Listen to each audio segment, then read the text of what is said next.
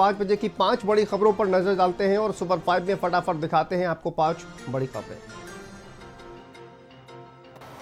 AI impact summit 2026 की शुरुआत भारत से हो चुकी है। AI इम्पैक्ट समिट में शामिल होने के लिए दुनिया भर के लीडर और AI कंपनियों के CEO शामिल होने के लिए पहुंच रहे हैं। पहली बार किसी साउथ के देश में जो है इंटरनेशनल AI इवेंट जो है किया जा रहा है। इससे भारत को एक अलग पहचान बनाने में मदद मिलेगी। भारत में हो रहे AI इवेंट की मदद से न्यू टेक्नोलॉजी को लेके भारत का जो है अपना नज़रिया जो है एक अलग ही देखने को मिलेगा।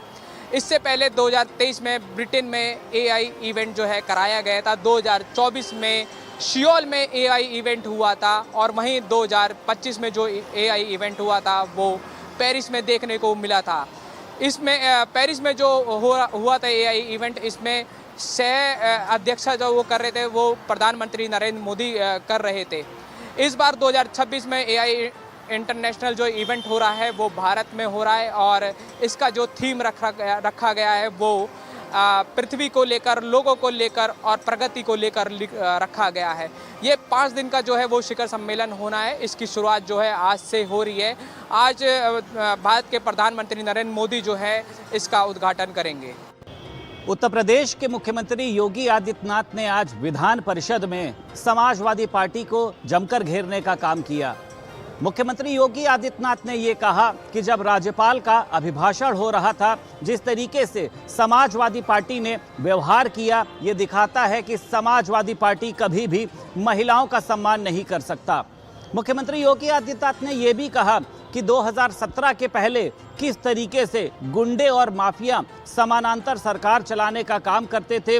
1 डिस्ट्रिक्ट 1 माफिया का यहाँ पर काम चल रहा था। उसी के साथ साथ समाजवादी पार्टी ने कार सेवकों के ऊपर गोलियां चलवाई। महिलाएं सुरक्षित नहीं थे, युवा सुरक्षित नहीं थे, लेकिन भारतीय जनता पार्टी की सरकार ने सभी को विकास से जोड़ने का काम किया है। उत्तर प्रदेश के 18 जिलों में कोर्ट को बम से उड़ाने की धमकी देने के बाद अफरा तफरी का माहौल हो गया था। जैसे ही इसकी सूचना खुफिया विभाग, पुलिस तंत्र को पड़ी, उसके बाद सभी कोर्ट में तलाशी शुरू कर दी गई। बम निरोधक दस्ता, डॉग स्क्वाड की टीम, इसके अलावा लोकल पुलिस ने पूरे कोर्ट परिसर को खंगाला, तलाशा। फिलहाल कोई भी संदिग्ध सामान या वस्तु नहीं मिला।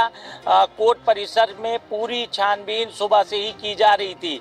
जो बम निरोधक दस्ता था उसने जो तमाम चैम्बर हैं, कोर्ट रूम है, वहां पर भी जांच पड़ताल की, लेकिन कोई भी संदिग्ध वस्तु नहीं मिली। 18 ऐसे ज़िले हैं जिनमें लखनऊ, कानपुर, आजमगढ़, वाराणसी, मेरठ सहित सभी 18 ज़िलों में इस तरह से चेकिंग अभियान चलाया गया।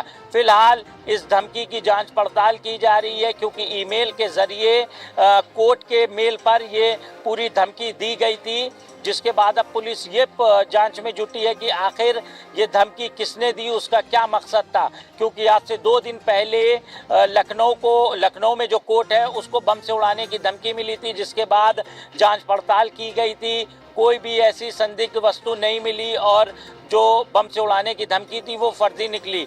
ऐसी धमकियां लगातार उत्तर प्रदेश के कई ज़िलों में आ चुकी है। इससे पहले भी कई स्कूल को बम से उड़ाने की धमकी मिली थी। अब पुलिस का कहना है कि मामला दर्ज कर लिया गया है, जांच पड़ताल की जा रही है कि आखिर ये धमकी कौन भेज रहा है और उसका इसके पीछे क्या मकसद है। कानपुर में एक रिटायर्ड फौजी ने एक खौफनाक वारदात को अंजाम दिया। फौजी ने अपने ही पत्नी और बेटे की गोली मारकर निर्मम हत्या कर दी और उसके बाद स्वयं जाकर के ट्रेन से कट के सुसाइड कर ली।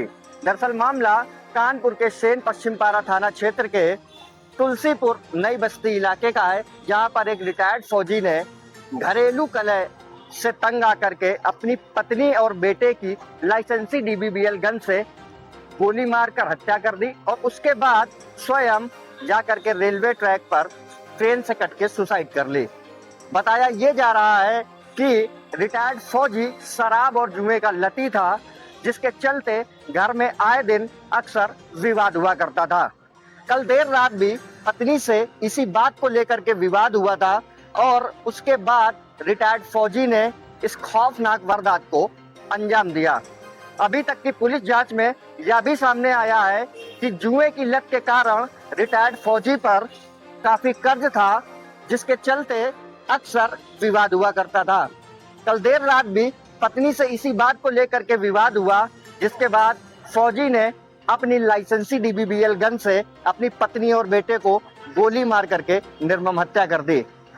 फिलहाल पुलिस के द्वारा वहां पर जांच पड़ताल की गई। फॉरेंसिक टीम और आला अधिकारियों ने भी मौके का जायजा लिया और जो भी साक्ष्य थे उसे जो है कलेक्ट करके जांच पड़ताल को पुलिस अब आगे बढ़ा रही है और यह जानने का प्रयास कर रही है कि घरेलू कलह और कर्ज ही इस खौफनाक वारदात की असल वजह है या फिर इस खौफनाक घटना के पीछे कोई और वजह भी निकलकर सामने आती है। अब जैसे जैसे पुलिस की जांच आगे बढ़ेगी, तस्वीर साफ होती जाएगी।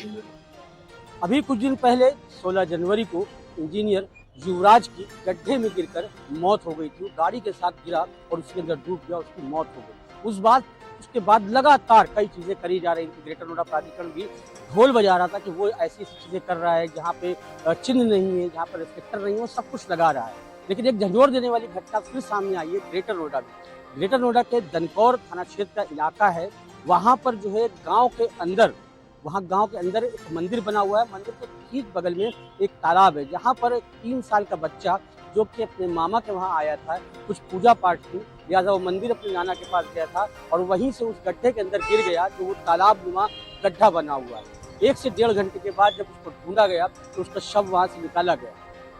तकरीबन 2 साल से लगातार जो स्थानीय लोग हैं, जो गांवों की समितियां बनी होती हैं, उस समिति की तरफ से शिकायतें करी जा रही हैं ग्रेटर नोएडा प्राधिकरण से कि ये एक मेन रोड का रास्ता है। यहाँ पर छोटे छोटे तालाब बने हुए हैं। इससे पहले भी यहाँ पर घटनाएं हो चुकी हैं। वहाँ पर रिफ्लेक्टर लगाए जाए, तालाब में मिट्टी भराव किया जाए, जिससे घटना न हो सके। अभी जब युवराज के साथ जो घटना हुई थी उसके बाद तुरंत बाद तकरीबन इसको 4 फरवरी को फिर एक शिकायत दी जाती है ग्रेटर नोएडा विकास प्राधिकरण को और उसमें कहा जाता है युवराज की घटना जो हुई है उसका भी उसमें जिक्र किया जाता है, लेकिन कोई भी कार्रवाई नहीं होती। बल्कि जब घटना हो जाती है बच्चे के साथ तो ग्रेटर नोएडा प्राधिकरण इससे पल्ला झाड़ लेता है। ग्रेटर नोएडा प्राधिकरण का कहना होता है कि ये जमीन प्राइवेट है, सरकारी है ही नहीं। जबकि जब भारत समाचार मौके पर पहुंचा है तो वहाँ पर जो लोग थे, जो स्थानीय लोग थे, उनका साफ कहना है ये पशुचर और ये ग्राम समाज की जमीन है। यानी ये कहा जाए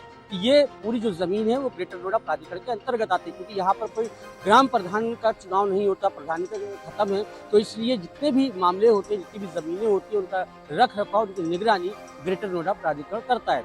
ग्रेटर नोएडा प्राधिकरण ने इस पूरे मामले से अपना पल्ला झाड़ लिया और ये कह दिया कि जमीन उनकी नहीं है, ये प्राइवेट जमीन है। जबकि स्थानीय लोग साफ साफ चीख के कह रहे हैं कि ये सरकारी जमीन है और इसीलिए ग्रेटर नोएडा प्राधिकरण की शिकायतें करी जा रही थी। अब सवाल ये खड़ा होता है, घटना पे घटना होती चली जाती है, लेकिन उसके बावजूद भी जो प्राधिकरण है वो कानों के अंदर रुई डाल के सो रहे हैं, चुप बैठे हैं। जब कोई घटना हो जाए तो उसके बाद उल्टा पल्ला भी झाड़ लेते हैं। देखना होगा आने वाले वक्तों में जिस तरह शासन ने नोएडा वाली खबर पर संज्ञान लिया था, घटना का संज्ञान लिया था, तो क्या इस घटना का भी संज्ञान लिया जाएगा और दोषी अफसरों पर क्या कार्रवाई हो पाएगी।